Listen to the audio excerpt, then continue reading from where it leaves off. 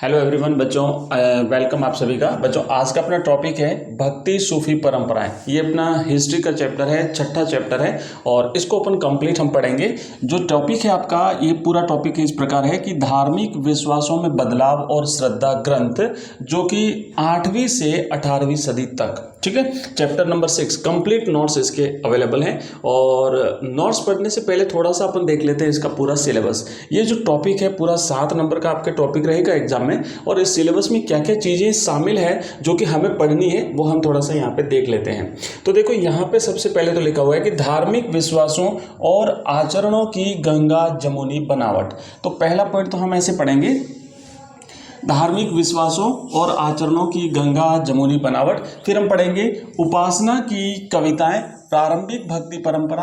फिर हम पढ़ेंगे कर्नाटक की वीरशैव परंपरा। उसके बाद हम पढ़ेंगे उत्तरी भारत में धार्मिक उफान।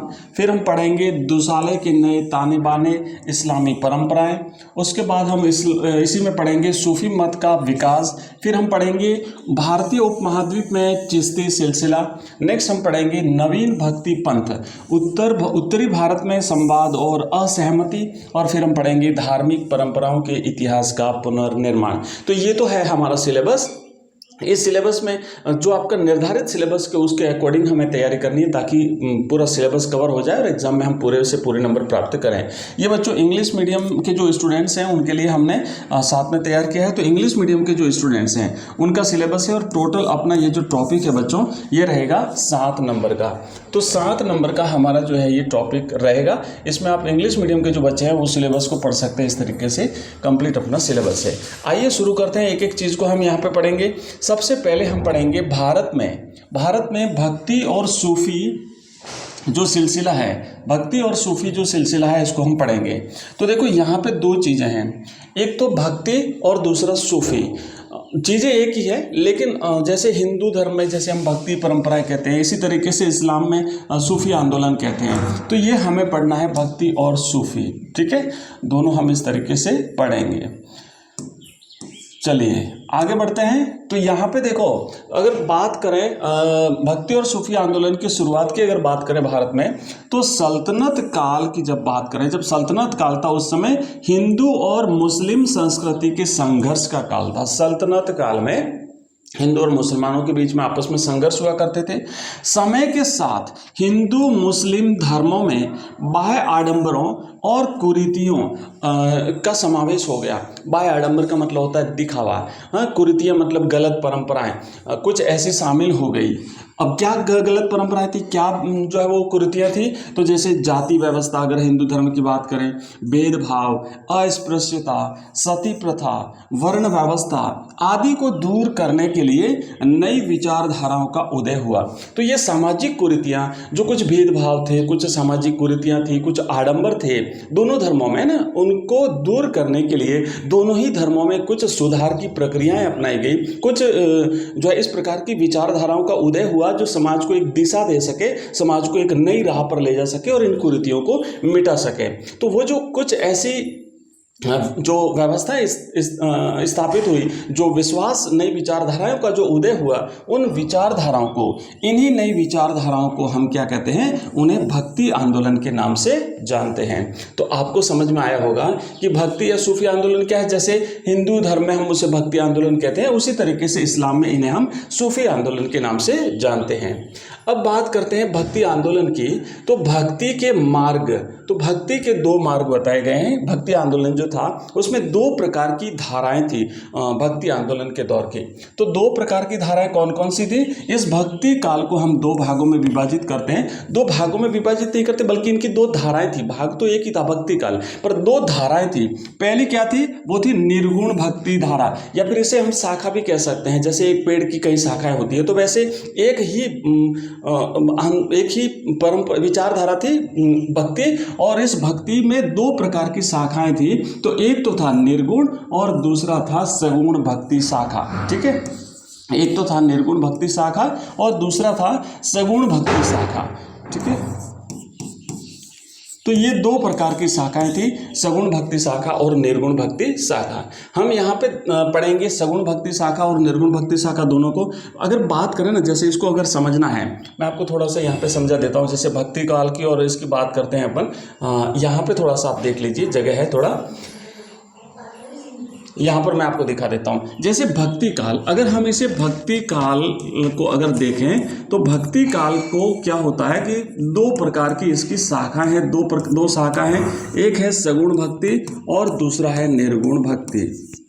एक है सगुण भक्ति धारा या सगुण भक्ति शाखा और दूसरा है भाई निर्गुण भक्ति शाखा। ठीक है, निर्गुण भक्ति शाखा। अब सगुण भक्ति जो शाखा है, इसकी भी दो और शाखाएं होती हैं, इसकी भी दो उप शाखा हैं सगुण भक्ति शाखा में। एक तो है राम भक्ति शाखा और दूसरी है कृष्ण भक्ति शाखा। राम भक्ति शाखा और कृष्ण भक्ति शाखा, मतलब जिन्होंने भगवान राम को अपना आराध्य मान करके विचारधाराएं चलाई, पूजा पाठ की पद्धति चलाई, कविता की रचनाओं की पद्धति चलाई, मतलब जिन्होंने राम को अपना आराध्य माना वो तो राम भक्ति शाखा हो गई, और जिन्होंने कृष्ण को अपना आराध्य मान लिया वो कृष्ण भक्ति शाखा कहलाती है। तो इस तरीके से सगुण भक्ति की दो धाराएं होगी। अगर हम राम भक्ति में बात करें, राम भक्ति के अगर कवियों की बात करें, प्रतिनिधि कवि जो अगर माने जाते हैं या संत अगर माने जाते हैं, तो यहाँ पे आएगा तुलसीदास जी, है ना, इसमें आएंगे तुलसीदास जी, ये प्रतिनिधि हैं। और भी खूब सारे कवि हुए हैं और भी खूब सारे संत हुए हैं। कृष्ण भक्ति में अगर हम बात करें तो यहाँ पे आते हैं भाई सूरदास जी, है ना, इसमें आते हैं सूरदास जी। इसी तरीके से अगर निर्गुण भक्ति की बात करें तो निर्गुण को भी दो भागों में विभाजित करते हैं। एक में आता है ज्ञान मार्गी शाखा, एक में है ज्ञान मार्गी शाखा और दूसरी में है प्रेम मार्गी शाखा। ठीक है ना, इसको भी दो भागों में विभाजित किया, ज्ञान मार्ग और प्रेम मार्ग। अगर ज्ञान मार्ग की हम बात करें तो इसमें आते हैं कबीर, है ना, कबीर है, ये नानक, गुरु नानक देव है, ये आते हैं इसमें ज्ञान मार्ग की शाखा में। और प्रेम मार्ग में जैसे मलिक मोहम्मद जायसी है।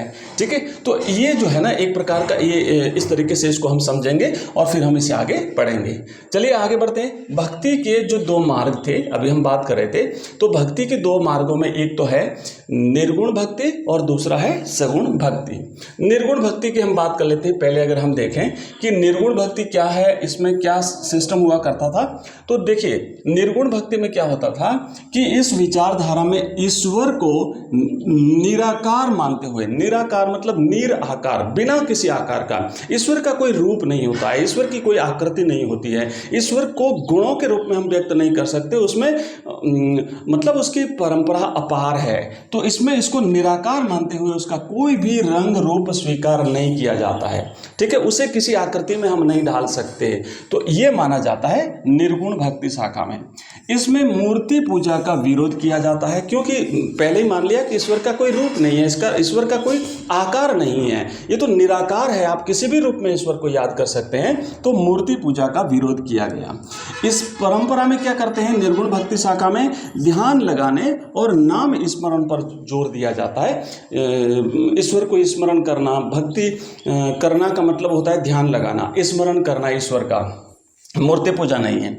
और इस जो परंपरा है निर्गुण भक्ति शाखा, इसमें गुरु नानक देव जी और कबीरदास जी इस विचारधारा के समर्थक माने जाते हैं। फॉर एग्जांपल अगर हम कबीरदास जी का अगर एक दोहा लें तो आप सबको याद होगा कबीरदास जी क्या कहते हैं कि गुरु गोविंद दो खड़े काके लागू पाए, बलिहारी गुरु आपने गोविंद दियो मिलाए।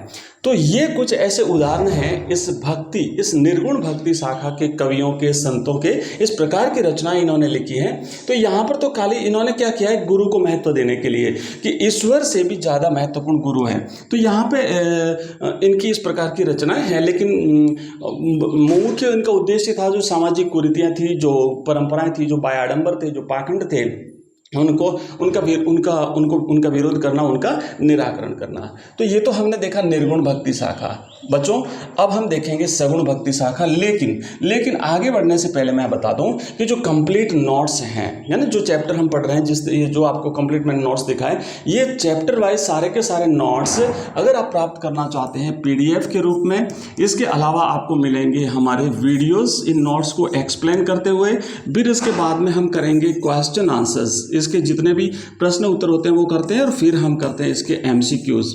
उसके अलावा ऑनलाइन टेस्ट, मतलब मतलब जो चैप्टर आपने पढ़ा वो आपको कितना याद हुआ है। अगर आप ऑनलाइन टेस्ट देना चाहते हैं, टेस्ट सबमिट करते हाथों हाथ रिजल्ट अगर प्राप्त करना चाहते हैं और उसमें आपका कौन सा सवाल गलत हुआ, कौन सा राइट हुआ, गलत हुआ, उसका राइट आंसर क्या है, तो वो ऑनलाइन टेस्ट में आपको सारी चीज़ें मिलेगी।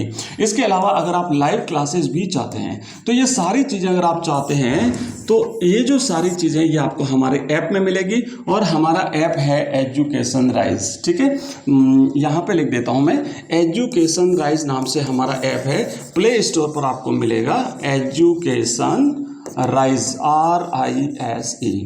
इस एजुकेशन राइज पर आपको हिस्ट्री का कंप्लीट कोर्स मिलेगा जो कि चैप्टर फर्स्ट से लेकर के लास्ट चैप्टर्स तक तीनों बुक्स हम इसमें कवर करते हैं। सारी चीज़ें मिलेगी आपको वहाँ पे। एग्जाम के लेटेस्ट पैटर्न के अकॉर्डिंग हमने ये कंप्लीट सिलेबस के अकॉर्डिंग हमने कंप्लीट कोर्स तैयार किया है और फीस है इसकी मात्र 99 रुपये बच्चों, पूरे 1 साल की। ये मंथली नहीं है बल्कि पूरे 1 साल की फीस है। पूरे 1 ईयर तक आप इस कोर्स को एक्सेस कर सकते हैं, आप इस कोर्स को पढ़ सकते हैं एक बार फीस दे करके, ओनली 99 रुपये दे करके। बोर्ड के एग्जाम्स तक ये आपके पास रहेगा। इसके अलावा आप अगर हमारे टेलीग्राम ग्रुप और व्हाट्सएप ग्रुप के साथ अगर जुड़ना चाहते हैं, व्हाट्सएप ग्रुप में हमारे ये जो वीडियोस हम पढ़ रहे हैं इसकी PDF हम शेयर करते हैं। उसके अलावा वहाँ पर जो हमारे जो लाइव क्लासेज होते हैं उसका नोटिफिकेशन हम आपको शेयर करते हैं और बोर्ड एग्जाम से रिलेटेड जो भी नई इन्फॉर्मेशन होती है हम आपको उस व्हाट्सएप ग्रुप और हमारे उस टेलीग्राम चैनल पर अवेलेबल कराते हैं। तो अगर आप उसमें जुड़ना चाहते हैं तो आप ये नंबर नोट कर लीजिए, इस नंबर पर आप हमें मैसेज कर सकते हैं। आपको मैसेज करते ही लिंक मिलेगा 9079622989। नंबर आप नोट कर लीजिए 9079622989। इस नंबर पर आप हमें मैसेज कर सकते हैं। ठीक है बच्चों, नोट कर लिया होगा आपने। आगे बढ़ते हैं। और ये जो कोर्स है ना, इस कोर्स में खाली हिस्ट्री का ही नहीं है, बाकी सब्जेक्ट्स के भी कोर्स हैं। पॉलिटिकल साइंस का, हिस्ट्री का, ज्योग्राफी का, English compulsory, Hindi compulsory, Hindi साहित्य, ये सारे कोर्सेज आपको वहाँ पे मिल जाएंगे। आप अपनी रुचि के हिसाब से कोर्स परचेज कर सकते हैं। खूब सारे बच्चों ने कोर्स परचेज किए हैं। चलो आगे बढ़ते हैं। नेक्स्ट अब देखेंगे हम भक्ति जो शाखा है उसकी जो दूसरी है सगुण भक्ति शाखा, उसको हम जानते हैं।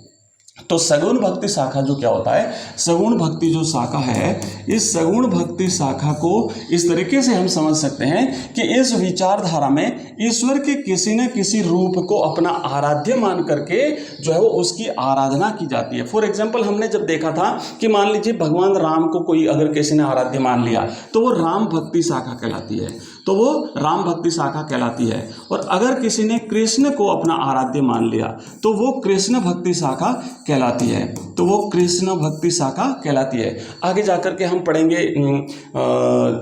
जब हम इसको डिटेल में समझेंगे तो आपने वीर सेव, नैनार और अलवार संतों के बारे में हमें पढ़ना है ना। नैनार और अलवार, एक नैनार संत हुए थे, एक अलवार संत हुए थे। तो ये क्या करते हैं, एक भगवान शिव को अपना आराध्य मान लेते हैं और एक भगवान विष्णु को अपना आराध्य मान लेते हैं। तो वो शैव संप्रदाय हुआ और एक वैष्णव संप्रदाय हुआ। फिर इनके अलग अलग संत हुए, इनके उन सारी चीज़ों को पढ़ेंगे। तो ये क्या करते हैं कि ईश्वर के किसी न किसी रूप को अपना आराध्य मान लेते हैं। इसमें मूर्ति पूजा की जाती है और फिर इसमें क्या होता है, इसके जो कवि हैं, प्रतिनिधि कवि, उसमें सूरदास और तुलसीदास की विचारधाराओं के समर्थक माने जाते हैं। ठीक है बच्चों, तो हमने देखा अभी तक जो हमने पढ़ा वो ये है कि भक्ति और सूफी परंपराएं होती क्या है। भक्ति आंदोलन की बात करें तो इसकी 2 धाराएं हो गई। धाराओं में हमने निर्गुण धारा देख लिया और सगुण भक्ति शाखा देख लिया।